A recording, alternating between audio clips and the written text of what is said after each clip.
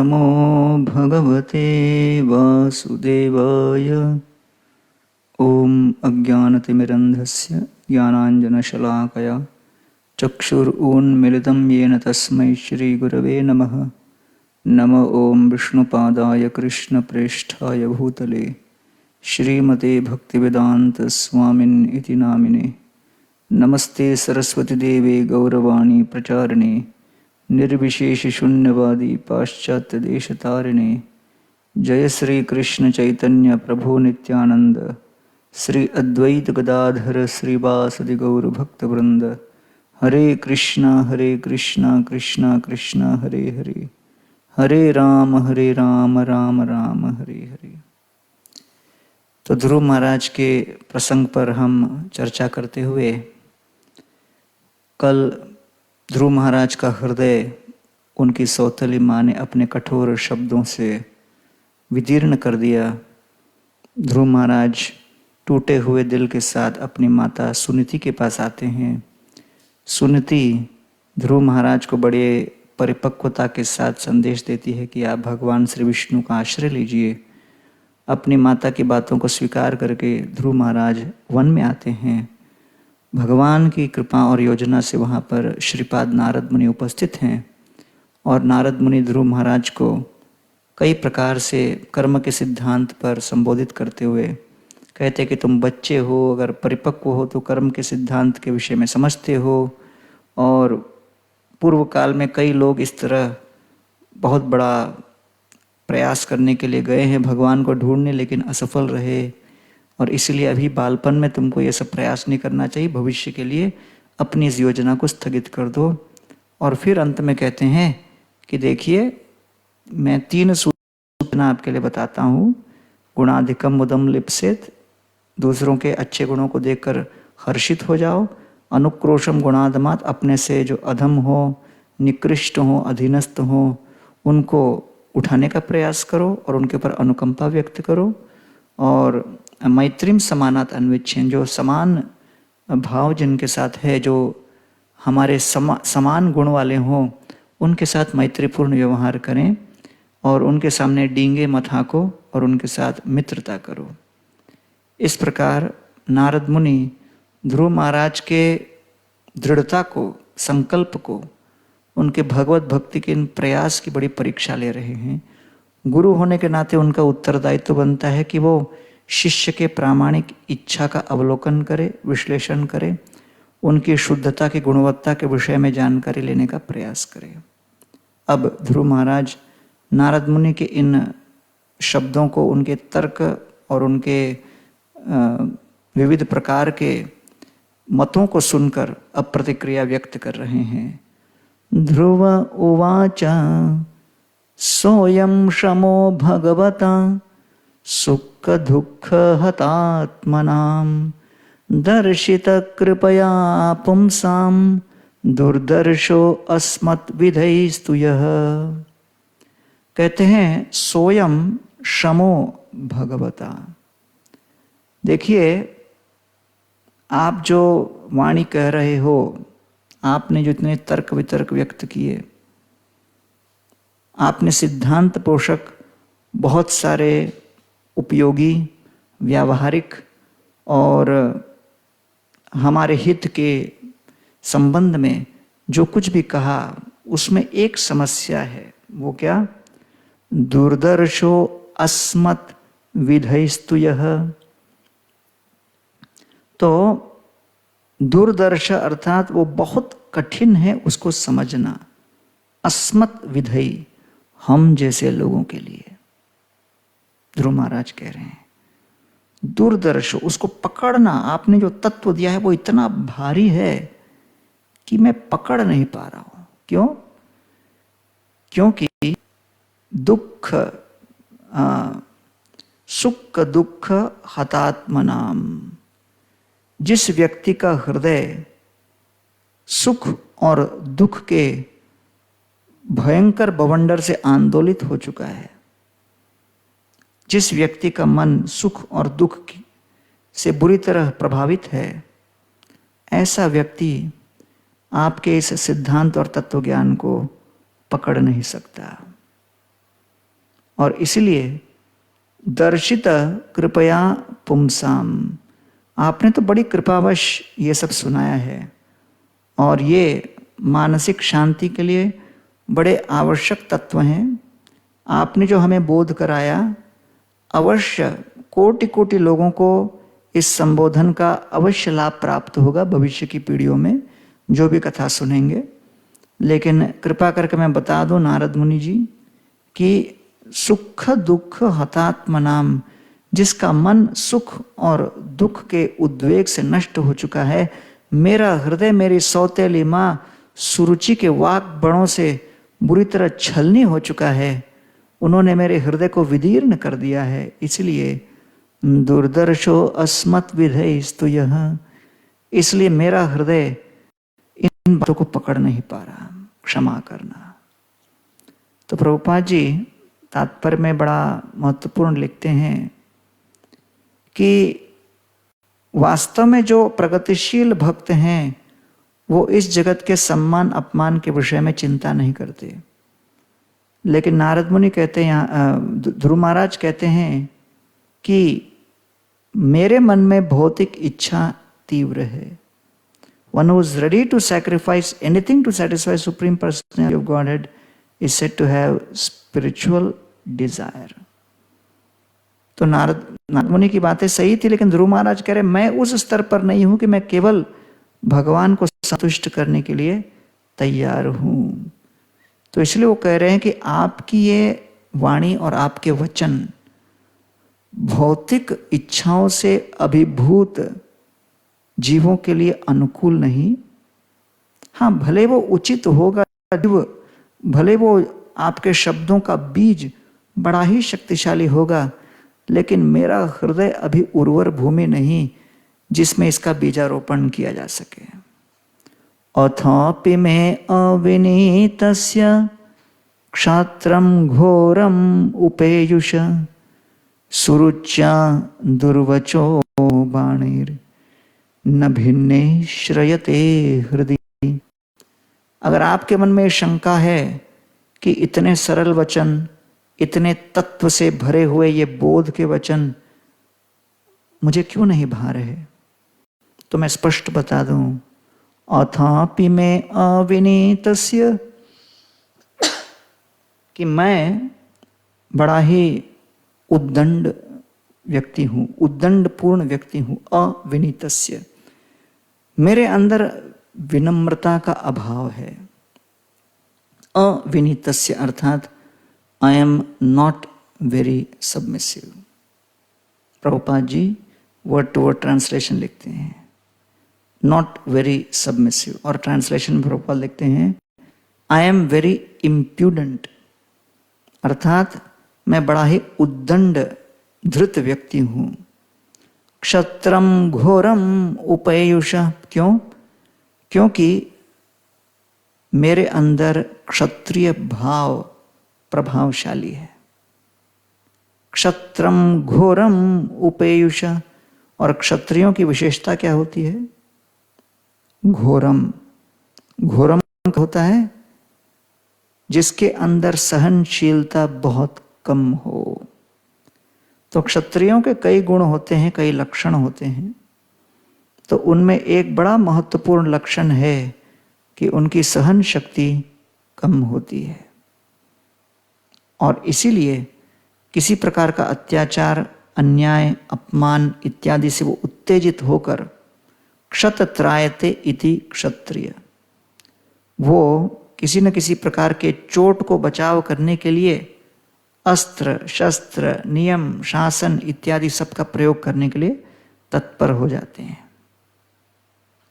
एक बार की बात है, यहाँ पर बहुत वर्ष पूर्व कुछ हमारे पुलिस के मित्र कुत्ते को लेके आए सिक्योरिटी के हिसाब से, और फिर वो बता रहे थे कि जब पुलिस डिपार्टमेंट में कुत्तों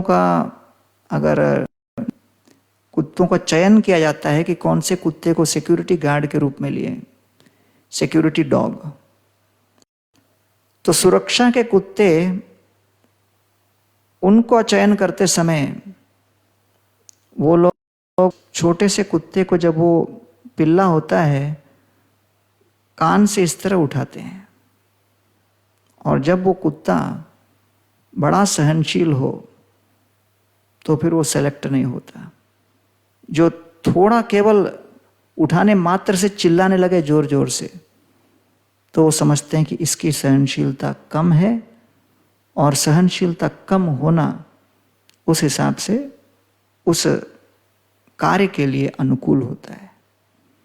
इसलिए यहां पर कह रहे हैं क्षत्रम घोरम। आप तो कह दोगे अरे सुरुचि ने कह दिया तो क्या हो गया, सहन करो, अपमान तो किया है और क्या किया है, रात को भोजन तो मिलेगा घर पे, अपमान को पी जाओ और घर पे जाके भोजन खा के रात को सो जाओ, इतना क्यों परेशान हो रहे हो? बोले नहीं, क्षत्रम घोरम उपेयुष, this Kshatriya spirit is intolerant for me. Due to this kshatriya spirit, the words are intolerant.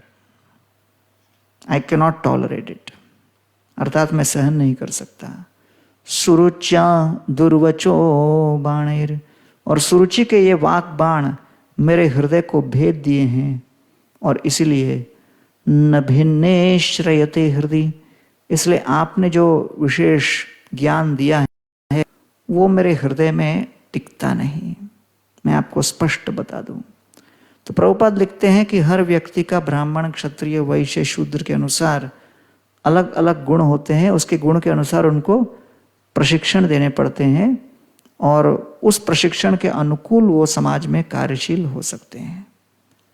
तो इसलिए यहाँ पर लिखते हैं, I cannot accept your good advice because my heart has been pierced by Suruchi's harsh words. तो प्रभुपाद जी का इस तात्पर्य में आरंभ के शब्द बड़े महत्वपूर्ण हैं। It is said that the heart or mind is just like an earthen pot. Once broken, it cannot be repaired by any means. Dhruv Maharaj said that his heart, having been pierced by the arrows of his stepmother's harsh words, felt so broken that nothing seemed valuable but his desire to correct her insult. तो इसलिए ध्रुव महाराज कह रहे हैं कि अभी इस क्षण मेरे मन में न भोजन की, न किसी प्रकार की अन्य भौतिक पदार्थ को अपने शरीर पर लगाने की इच्छा हो रही है। मेरे मन में केवल एक ही इच्छा है कि कैसे मैं प्रतिकार करूं, और वो प्रतिकार कैसे करूं आगे कहते हैं, पदम त्रिभुवन उत्कृष्टम जिगीशोर साधु वर्तम में ब्रोहि अस्मत् पितृभिर्ब्रह्मन् अन्यैरपि अनधिष्ठितम्। तो कहते हैं कि क्योंकि मेरी सौतेली मां ने मेरे साथ ऐसा दुर्व्यवहार किया और मुझे राजा के गोद पर, मेरे पिता के गोद पर और राज सिंहासन पर बैठने से दुत्कार दिया, नकार दिया, निषेध किया। अरे ये राज सिंहासन कौन सी बड़ी बात है, मैं तो अभी संपूर्ण ब्रह्मांड के ब्रह्मा जी का राज सिंहासन और उससे भी परे कोई पद हो तो मैं अपने प्रपितामह के आगे भी जाकर उनका पद प्राप्त करना चाहता हूं। पिता उत्तानपाद का पद से ऊपर, स्वयं भूमनु का पद के ऊपर ब्रह्मा जी का पद, उसके ऊपर जो पद है मैं वो पद लेके दिखाऊंगा। पदम त्रिभुवन उत्कृष्टम, तीनों लोकों में सबसे बड़ा पद तो ब्रह्मा जी का है, उससे श्रेष्ठ त्रिभुवन उत्कृष्टम जिगीषु, उसकी तीव्र इच्छा हो रही है, लेकिन उसको प्राप्त करने के लिए किस मार्ग पे मैं चलना चाहता हूं, साधु वर्तम में, मैं उचित अनुकूल अधिकृत मार्ग पर चलना चाहता हूं। मैं चोरी चपाटी और किसी प्रकार के छल का प्रयोग नहीं करना चाहता। मैं सत्य संध, सत्य परायण, अनुकूल धर्म के आधार पर ही मैं ये कार्य करना चाहता हूं। साधु वर्तम में, तो प्रभुपाद तात्पर्य में लिखते हैं,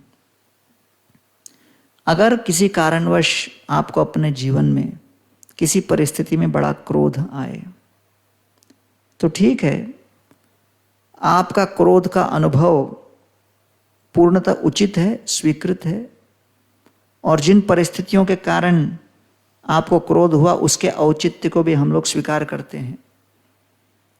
लेकिन अब आगे उस क्रोध का शमन करने के लिए जो मार्ग आप लोगे, वो मार्ग धर्मपरायण होना चाहिए, धर्मानुकूल होना चाहिए, धर्म के द्वारा स्वीकृत होना चाहिए। जिगीषो साधु वर्त्म में, तो साधु कहते हैं ऑनेस्ट। ब्रूहि अस्मत् पितृभिर्ब्रह्मन्, तो कृपा करके आप हमें बताइए कि हमारे पूर्वज पितृभिर अन्यैर अपि अनधिष्ठितम, कि ऐसा मार्ग जो मेरे पिताजी, मेरे दादाजी और उनके भी पिताजी ने कभी प्राप्त नहीं किया हो। मैं ब्रह्मांड का ही नहीं, ब्रह्मांड में आज जो नंबर 1 है उसके ऊपर बैठना चाहता हूं। यह है 5 वर्षीय ध्रुव महाराज की महत्वाकांक्षा। उनके इस महत्वाकांक्षा को देखकर कलयुग का सामान्य व्यक्ति बड़ा ही नम्र हो जाएगा। और इसलिए प्रभुपाद जी यहां पे लिखते हैं कि ध्रुव महाराज wanted to occupy an exalted position not by hook or by crook but by honest means. If Krishna offered him such position, he would accept it. अर्थात साधु वर्त्म में। और ये ध्रुव महाराज की सफलता का मूल कारण था, because he was honest. He was angry but he was willing to be honest. भावनाओं को व्यक्त करना उचित है, स्वीकृत है, लेकिन उसके आधार पर जो हमको साधना दी जाए, उस साधना को सिद्ध करने के लिए हम लोगों को अपने जीवन में, अपने साधना में सत्यपरायण होना चाहिए। We have to be honest. तो Dhruv Maharaj was both intense and honest. तो इसलिए नारद मुनि अब उनको ज्ञान देते हुए कहते हैं कि देखिए, मैं तो आपको एक ही मार्ग बता सकता हूं जिसके माध्यम से आप अपनी इच्छा प्राप्त कर सकते हो। हाँ, ध्रुव महाराज एक और बात कहते हैं, नूनम भवान भगवतो योंगज परमेष्ठिन विटुदन अटते वीणाम हितायो जगतो भगवत। कि अरे नारद मुनि, आप ब्रह्मा जी के पुत्र हो। नूनम भवान भगवतो, और भगवान के विशेष प्रिय भक्त हो, और विटुदन अटते वीणाम, पूरे ब्रह्मांड में भ्रमण करते हो वीणा का वादन करते हुए, सूर्य के प्रकाश की भांति। तो इसलिए जिस प्रकार सूर्य निष्पक्ष होकर सबको अपना प्रकाश बांटता है, ध्रुव महाराज कहते हैं, नारद मुनि, आप भी सूर्य की भांति बिना निष्पक्षता के, बिना कृपणता के मुझ जैसे दीनहीन व्यक्ति के ऊपर अपना वात्सल्य प्रदर्शित करते हुए, वर्षा करते हुए मेरी इच्छा पूर्ण करने का उपाय बताइए। आप ब्रह्मांड को उद्धार करते हैं, मेरा भी अवश्य उद्धार कीजिए। नारद उवाच, तो नारद मुनि अब कहते हैं, जनन्याभिहित पंथ स वै निःश्रेयसस्यते भगवान वासुदेवस्तं भजतं प्रवणात्मना। तो नारद मुनि का उत्तर बड़ा ही महत्वपूर्ण है। क्यों? क्योंकि मूल मार्ग क्या पालन करना चाहिए ध्रुव को, इसका संबोधन कर रहे हैं। जनन्या अभिहित पंथ, तो कहते हैं कि आपकी जननी सुनीति ने जो मार्ग बताया भक्ति का, कहते हैं स वै निःश्रेयसस्यते, ये वास्तव में अनुकूल है, शुभ है और उचित है। भगवान वासुदेवस्तम, और भगवान वासुदेव को संतुष्ट करना है। भजतं प्रवणात्मना। तो कहते हैं भजिए उनको प्रवणात्मना। लेकिन भजन कैसे करना है, ये अंतिम शब्द सबसे महत्वपूर्ण है और ध्रुव महाराज के सफलता का मूल कारण है। प्रवण आत्मना अर्थात अपनी आत्मा को पूरी तरह एकाग्रचित करके, मन को एकाग्रचित करो, फुल्ली एब्जॉर्बिंग योर माइंड। तो ये नारद मुनि का सर्वप्रथम उपदेश था, संदेश था। This was Narad Muni's first instruction.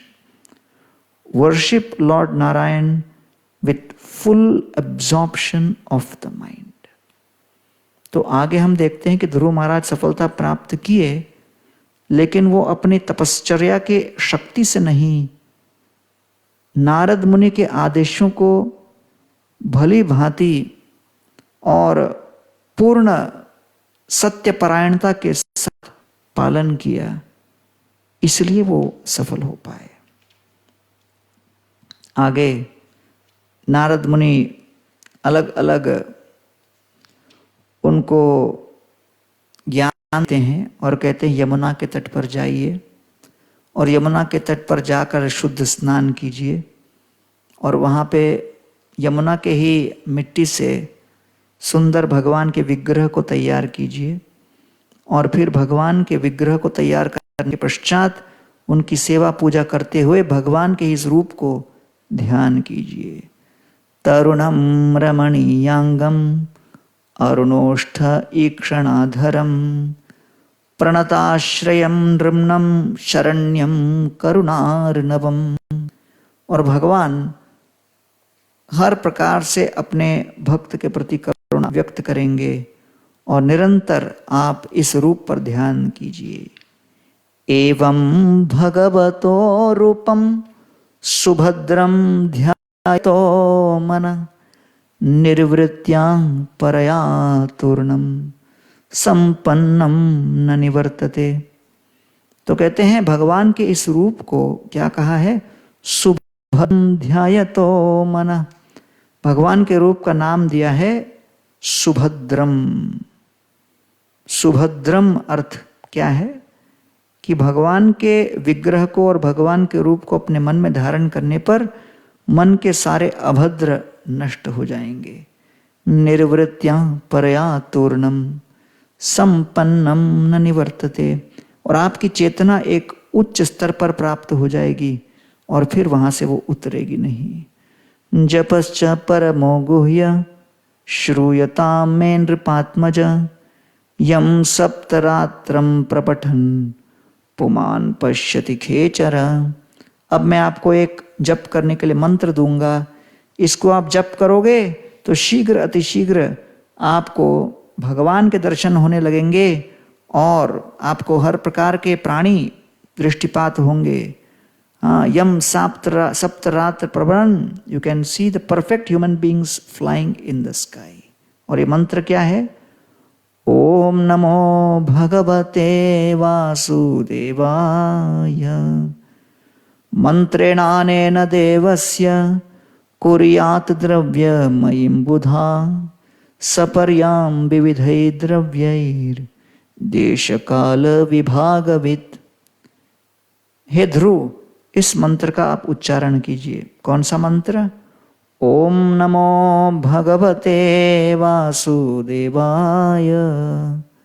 और इसका आप जब जप करोगे तब क्या होगा, मंत्रेणानेन देवस्य, इस मंत्र के जाप से कुर्यात द्रव्यमयीं बुधा, यथाशक्ति यथासंभव जो कुछ भी आप वस्तु एकत्रित करके भगवान की सेवा में लगा सको। सपर्याम विविधै द्रव्यैर, और तब भगवान की जब सेवा पूजा करोगे और भगवान का ध्यान लगाओगे, देश काल विभागवित्।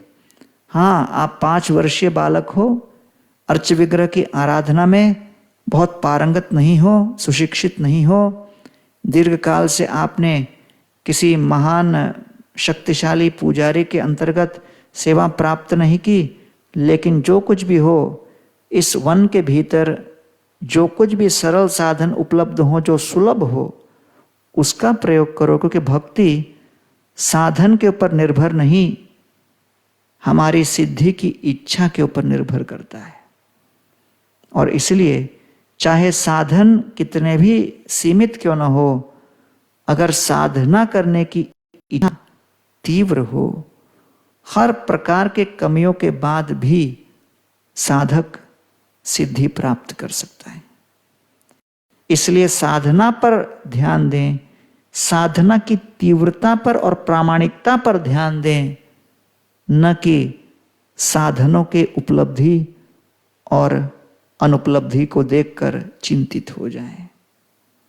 इसलिए प्रभुपाद जी बड़ा लंबा तात्पर्य लिखते हैं और कहते हैं, सबसे पहले जपश्च परमो गुह्यम, पिछले श्लोक में कहा कि मैं आपको गुह्य मंत्र दे रहा हूं, गुह्य मंत्र को प्रकाशित कर दिया।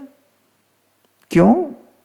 तो ये कहते हैं कि जब तक व्यक्ति परंपरागत ज्ञान प्राप्त नहीं करेगा, चाहे वो मंत्र बाजार में कितना ही आसानी से क्यों न बिके, वो मंत्र कितने ही आसानी से उपलब्ध क्यों न हो, चाहे वो व्यक्ति कहीं से भी उस मंत्र को प्राप्त क्यों न करे, लेकिन जब तक अधिकृत परंपरा के अंतर्गत वो मंत्र को स्वीकार नहीं करेगा, तब तक उसका पूर्ण प्रभाव संभव नहीं। कुछ प्रभाव अवश्य होगा, शुद्धिकरण अवश्य होगा, भक्ति के मार्ग पर व्यक्ति प्रगति अवश्य करेगा। लेकिन जैसे छोटा बच्चा अपने पिता का हाथ पकड़कर चलता है, उसी प्रकार मंत्र के जाप से हम भगवान के हथेलियों को पकड़कर चलने लगते हैं। लेकिन कुछ समय के पश्चात भगवान जब हमें श्री गुरु का आश्रय देंगे, तब जाके उस मंत्र की पूरी शक्ति का हम अनुभव कर पाएंगे। और इसीलिए दूसरा प्रभुपाद जी कहते हैं कि ध्रुव महाराज ब्राह्मण नहीं थे, अपने आप को क्षत्रिय बता रहे हैं, स्वभाव से क्षत्रिय, स्वधर्म से क्षत्रिय, जन्म से क्षत्रिय, फिर भी ओम नमो भगवते वासुदेवाय वैदिक मंत्र उनको दिया जा रहा है। क्या ये नहीं कहा गया कि केवल ब्राह्मणों को ही वैदिक मंत्र दिया जाता है? लेकिन भागवत इस बात की पुष्टि नहीं करता। भागवत के इस प्रमाण के आधार पर हम देखते हैं कि नारद मुनि ने ध्रुव महाराज को ओम नमो भगवते वासुदेवाय ये मंत्र दिया है। तो उनकी अथॉरिटी थी, उनका अपना एक प्रभाव था जिससे उन्होंने दे दिया। तत्पश्चात देश काल विभागविद के ऊपर प्रभुपाद जी अपने तात्पर्य में भली भांति लिखते हैं कि देखिए, जिस प्रकार के साधन भारत में उपलब्ध हों, क्योंकि यहाँ पर वैदिक परंपरा पहले से चली आ रही है। 20 लाख भारत में मंदिर हैं, लोग मंदिर क्या है जानते हैं, मंदिर की सेवा पूजा करने के लिए जो आवश्यक हो हर प्रकार के साधन उपलब्ध हैं। वर्ष भर यहाँ पर फूल फल सब्जियाँ इत्यादि प्राप्त होते हैं, और इसीलिए यहाँ पर कभी तुलसी महारानी के वर्धन में और उनके उगाने में कुछ समस्या नहीं। लेकिन प्रभुपाद कहते हैं कि अब हम लोग पाश्चात्य देश में कृष्ण भक्ति का डेरा संभाले हुए हैं। मंदिर इस्कॉन के अब दक्षिण अमेरिका से लेकर, नॉर्थ अमेरिका से लेकर, इंग्लैंड से लेकर, रशिया से लेकर, साइबेरिया से लेकर विश्व के कोने कोने में फैले हुए हैं। और इन परिस्थितियों में हो सकता है वहाँ के शीत या उष्णता के परिणाम स्वरूप कहीं कोई सेवा पूजा में त्रुटि या बाधा आ जाए, लेकिन मुख्य बात है कि देश काल विभागविद, देश काल और पात्र के अनुसार हम भगवान की सेवा पूजा करनी है। हमारा मूल कर्तव्य है कि हरिनाम की ये दवा, हरि कथा की औषधि हम जन सामान्य तक पहुँचे। मंदिर अस्पताल है, हो सकता है कोई बहुत मल्टी स्पेशलिटी अस्पताल हो सकता है कोई क्लिनिक हो सकता है कोई केवल चलता फिरता एक मोबाइल एम्बुलेंस वैन हो। जो कुछ भी हो, जितना हमसे संभव होगा, जितना सामर्थ्य होगा, उतनी हमें सेवा पूजा करनी चाहिए। इसलिए अब नारद मुनि उनको दूसरे कई सेवा पूजा के नियम बताते हैं, किस प्रकार मन बुद्धि अहंकार इत्यादि को नियंत्रित करें और तत्पश्चात कैसे वो मुक्ति को प्राप्त करें। अब वो वर्णन करते हैं। श्लोक क्रमांक 61 में। और वो कहते हैं विरक्तश्चेन्द्रिय रतौ भक्ति योगेन भूयसा तम निरंतर भावेन भजेत अद्धा विमुक्तये। हे नारद मुनि, हे ध्रुव महाराज, आप सुनो मेरी बात को कि अगर जैसे मैंने आपको आदेश किया है कि अपने मन को, इंद्रियों को विरक्त रखकर यथाशक्ति आप सेवा पूजा के लिए सब इतने पर साधन है उनको प्रयोग करो। विरक्तश्च इंद्रिय रतौ, इंद्र तृप्ति के संबंध में विरक्तस, हमें पूरी तरह विरक्त होना चाहिए। भक्ति योगेन भूयसा, ये दोनों श्लोक के पंक्तियां जुड़े हुए हैं।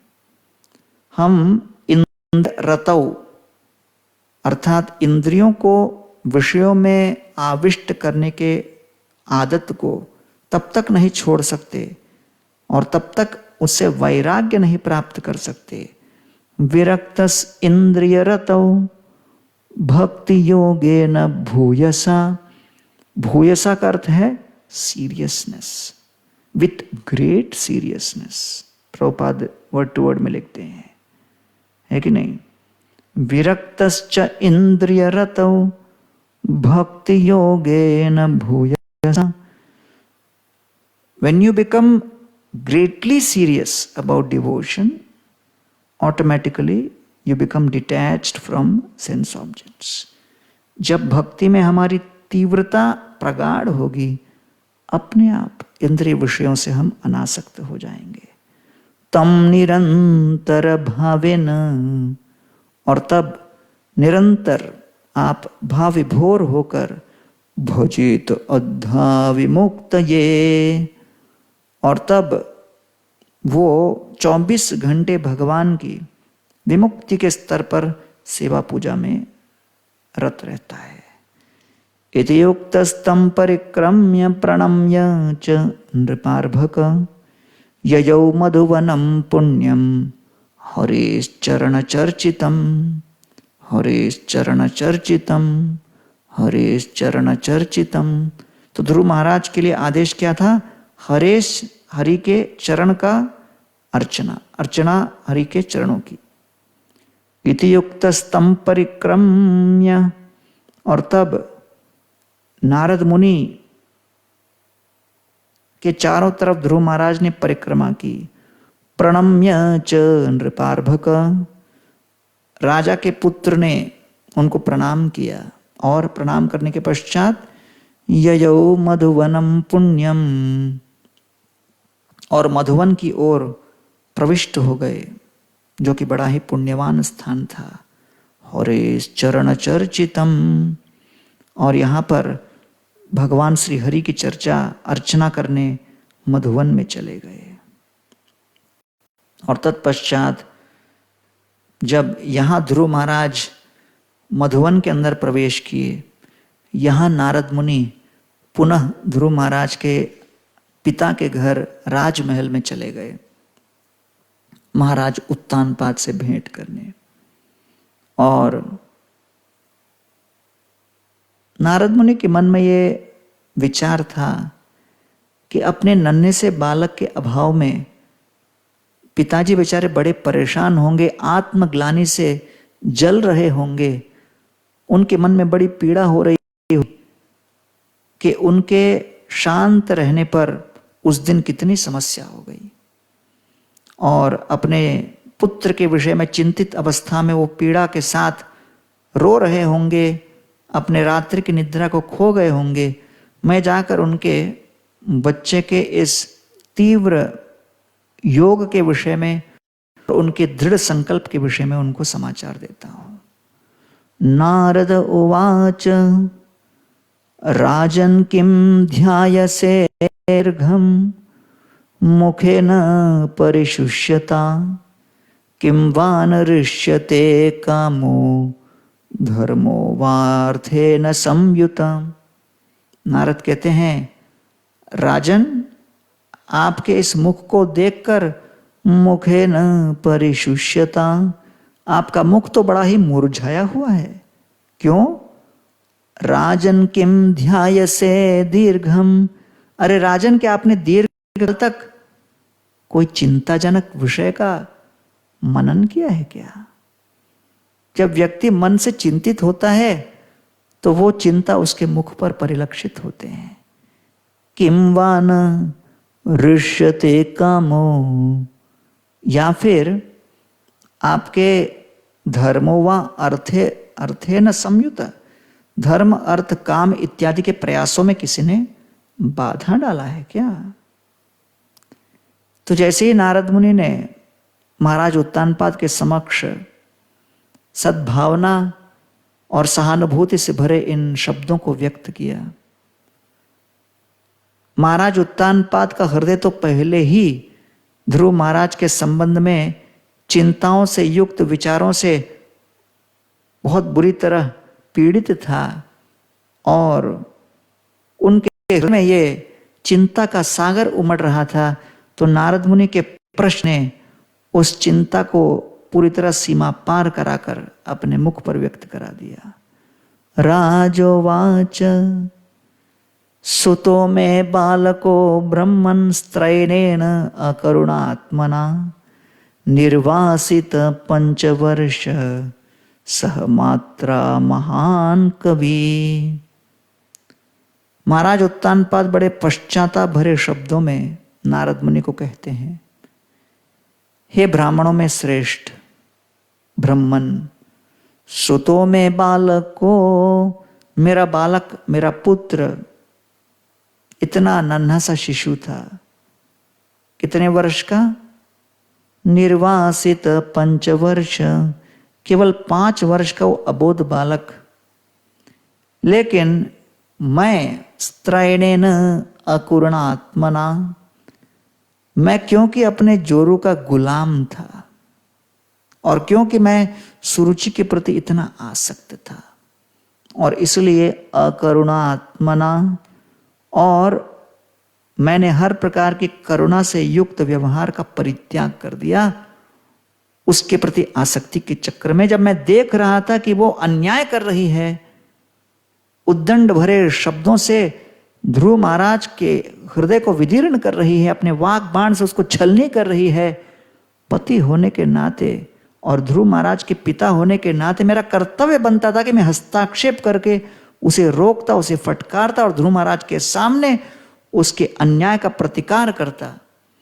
लेकिन स्त्रैणेन अकरुणात्मना, क्योंकि मैं उसके प्रति इतना आसक्त था कि उसके सामने मैं पालतू कुत्ता बनकर केवल नृत्य ही करता रह गया, और उस समय मेरे मन में करुणा की झलक नहीं उत्पन्न हुई।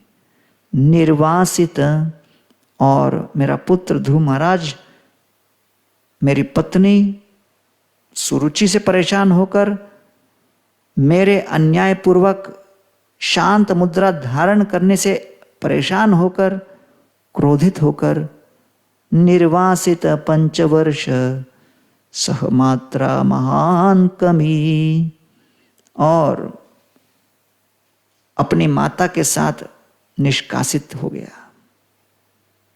सहमात्रा महान कवि, भले ही वो बहुत बड़ा भक्त हो। तो इसलिए ध्रुव महाराज तो वन में चले गए, लेकिन सहमात्रा क्यों कहते हैं? अपनी मां के साथ क्यों कहते हैं? क्योंकि महाराज उत्तानपाद इस बात को स्वीकार करते हैं कि समाज में उस व्यक्ति का अस्तित्व है, परिवार में उस व्यक्ति का अस्तित्व है, किसी भी समुदाय में उस व्यक्ति का अस्तित्व है जहां उसका सम्मान हो, जहां उनके शब्दों को स्वीकार किया जाए, जहां उनके मतों का कोई मूल्य हो। लेकिन जिस प्रकार का परिवेश महाराज उत्तानपाद ने और सुरुचि ने मिलकर खड़ा किया था, सुनीति के मतों का कोई मूल्य नहीं था, उस राजमहल में उनको कोई सम्मान नहीं था, और इसलिए एक दृष्टिकोण से उस राजमहल में शारीरिक रूप से निवास करते हुए भी, राजा के निकट आसपास शारीरिक सानिध्य प्राप्त करते हुए भी, वास्तविक दृष्टिकोण से उनका कोई अस्तित्व नहीं था। जहां अपनी कोई आवाज न हो, ध्वनि न हो, अपना कोई मूल्य न हो, अपने मतों को कोई न सुना जाए, तो फिर अपना अस्तित्व नहीं के बराबर है। इसीलिए निर्वासित पंचवर्ष सहमात्रा महान कवि। हाँ, मैंने तो अपनी पत्नी सुनीति के साथ कई बार इस प्रकार का दुर्व्यवहार किया, उपेक्षापूर्ण व्यवहार किया। वो तो सहन करती रही, लेकिन ध्रुव ने एक बार भी उसको सहन नहीं किया। प्रथम बार के उस आदान प्रदान से ही परेशान होकर वो तुरंत निकल पड़े और अपने क्रोध को व्यक्त कर दिए। और फिर उनके जाने के पश्चात मैं पश्चाताप कर रहा हूं कि मैंने अपने पिता का उत्तरदायित्व उचित प्रकार प्रयोग नहीं किया। पिता तो छोड़ो, कोई हमारे संपूर्ण साम्राज्य में नागरिक हो, उसके साथ ऐसा अन्याय हो तो वो भी सहन नहीं होना चाहिए। मेरे पुत्र के साथ अन्याय हुआ और मैं केवल मूक दर्शक बन के रह गया। धिक्कार है मुझ पर, धिक्कार है मुझ पर। अपि अनाथम वने ब्रह्मन् मास्मादन्ति अर्भकं वृकाः श्रान्तं शयानं क्षुदितं परिम्लानमुखाम्भुजम्। हे नारद मुनि, भले मैंने उनके साथ अत्याचार और अपमान किया, भले मैंने उनकी उपेक्षा की, लेकिन अंततोगत्वा मैं तो पिता हूं। और अपने नन्हे से 5 वर्षीय शिशु के इस वन में अनिश्चित वास के विषय में मेरे मन में बड़ी चिंता उठी है। ओपी अनाथम वने ब्रह्मन्, वो वन में तो अनाथ भटकता होगा। मास्मादंती अर्भकम वृकाः, हाँ, उस जंगल में विविध प्रकार के वृकाः, जो लोमड़ियां हैं, सियार है, वो सब घूमते होंगे। कहीं वो खा न जाए उनको, या फिर ऐसा न हो श्रांतम शयानम क्षुदितम, क्षुधा पीड़ित अवस्था में वो कहीं वन के अंदर ही गिर के पड़ा हो, खाने के लिए कुछ भोजन न मिले, पीने के लिए जल प्राप्त न हो, और उस जंगल के अंदर की गर्मी और धूल और धूसर के कारण परेशान होकर वो कहीं अचेत अवस्था में न हो, और कहीं उनको इस दुर्दशा में देखकर उसको खा न ले। क्योंकि सियार तो बड़े निर्लज होते हैं, कहीं पर भी कोई भोजन मिल जाए वो खा लेते हैं।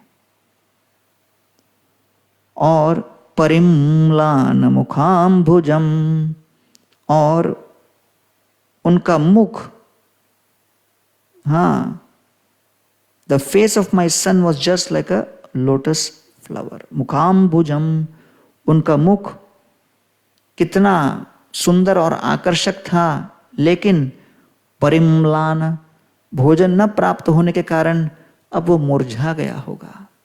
वो कहाँ अचेत अवस्था में पड़ा होगा, क्षुधा पीड़ित अवस्था में। अरे हो सकता है, हो न हो, कहीं सियार वियार आकर खा न ले हो। मन में बड़ी चिंता लगी है। ओहो मे बत दौरात्म्यम स्त्रीजितस्य उपधारय योंकम प्रेम्नानुरुक्षन्तम भ्यानंदम असत्तमा। अहो मैं, अरे देखिए मेरी दुर्दशा, मेरी अवस्था। अहो मैं बत दौरात्म्यम, मैं कितना दुरात्मा हूं, मैं कितना क्रूर हूं। स्त्रीजितस्य उपधारय, क्योंकि मैं सुरुचि के सौंदर्य और उनके आकर्षण के मोह में वशीभूत हो गया, और उस वश में योंकम प्रेम्नानुरुक्षन्तम, मैं ध्रुव महाराज को अपने गोदी पर सवार होने के लिए मना कर दिया, अपने अंक पर आरूढ़ होने नहीं दिया।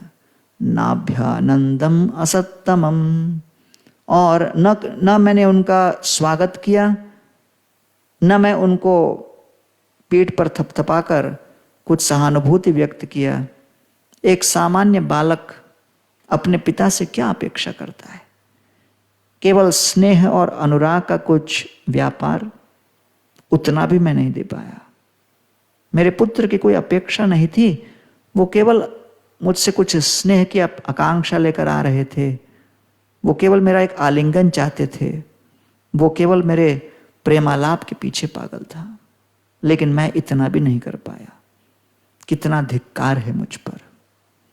श्री नारद वाच, नारद मुनि कहते हैं, क्या कहते हैं? मामाशु च स्वतनयं देवगुप्तं विशाम्पते तत्प्रभावम् अविज्ञाय प्रावृङ्क्ते यत्यशो जगत्। अरे अपने महाराज उत्तानपाद जी, आप इतने परेशान हो रहे हो अपने पुत्र को लेकर, लेकिन मैं आपको शुभ समाचार देता हूं। मामाशु च स्वतनयम, अपने पुत्र के संबंध में शोक व्यक्त मत करो, शोकाकुल मत हो जाओ। क्यों? देवगुप्तम विशाम्पते, आपके पुत्र का संरक्षण तो देवता भी कर रहे हैं और पूर्ण पुरुषोत्तम भगवान भी कर रहे हैं। देवगुप्तम विशाम्पते, he is protected by the supreme lord. तत्प्रभावम अविज्ञाय, और उसके प्रभाव को आप नहीं समझ रहे हो। प्रावृङ्क्ते यत् यशो जगत, और उनके भक्ति के प्रभाव से उनका यश चारों दिशाओं में फैलने वाला है। इसलिए ध्रुव महाराज यहां पर अपने भक्ति के प्रताप का प्रभाव पूरे ब्रह्मांड में दिखाने वाले हैं। तो इसलिए प्रभुपाद जी तात्पर्य में लिखते हैं, शरणागति और सरेंडर मीन्स एक्सेप्टेंस और firm belief that wherever the surrendered soul lives is always protected by the Supreme Personality of God. It is never alone or unprotected. शरणागति का अर्थ ही होता है इस बात में श्रद्धा कि हम कहीं पर भी रहें, किसी अवस्था में भी क्यों न रहें, भगवान का संरक्षण हमारे लिए निरंतर उपलब्ध है। इस संबंध में रंच मात्र मन में शंका उत्पन्न नहीं होनी चाहिए। और इसलिए कहते हैं, anyone who engages in devotional service anywhere within this universe is never unprotected. Prabhupada ji लिखते हैं, कोई भी व्यक्ति पूरे ब्रह्मांड के किसी भी कोने में भक्ति मार्ग में लग जाए, उसका संरक्षण सुनिश्चित है। सुदुष्करम कर्म कृत्वा, तो अब नारद मुनि बताते हैं उत्तानपाद महाराज को, सुदुष्करम कर्म कृत्वा लोकपालैरपि प्रभो ऐष्यति अचिरतो राजन यशो विपुलयम तव। आपका पुत्र जो कार्य करने जा रहा है वो सुदुष्करम है, वो असंभव है करना, अत्यंत कठिन है करना। तो प्रभुपाद जी तात्पर्य में लिखते हैं, पूरे ब्रह्मांड में सबसे कठिन कार्य कौन सा है? और प्रभुपाद जी लिखते हैं, the most difficult task in life is to satisfy the supreme personality of Godhead. पूरे ब्रह्मांड का सबसे दुष्कर, कठिन, लगभग असंभव कार्य है पूर्ण पुरुषोत्तम भगवान को संतुष्ट करना। और ध्रुव महाराज उस कार्य को कर पाए। We must remember that Dhruv Maharaj was not fickle. ध्रुव महाराज चंचल नहीं थे। क्या थे?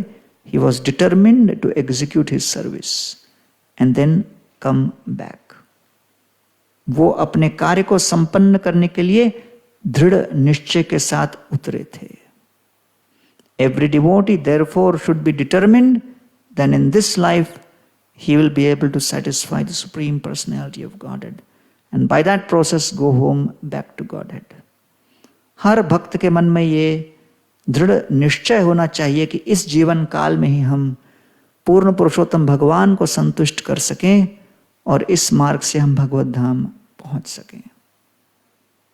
इसलिए कल हम दृढ़ता के विषय में कई महत्वपूर्ण मुद्दे चर्चा करेंगे, तो इस दृढ़ता का वो यहां पर वर्णन कर रहे हैं।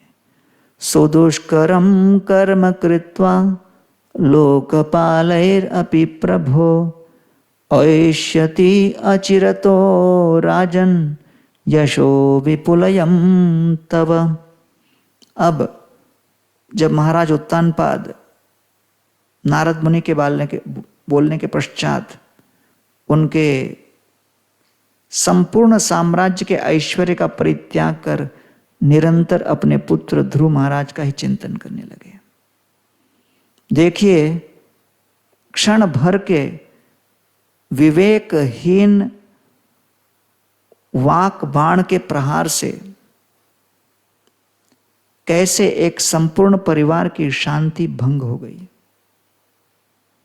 केवल 5 मिनट के अंदर जो कुछ भी अनाप शनाप बकवास सुरुचि ने किया, उस 5 मिनट ने एक परिवार के संपूर्ण शांति और भविष्य को ही बदल डाला।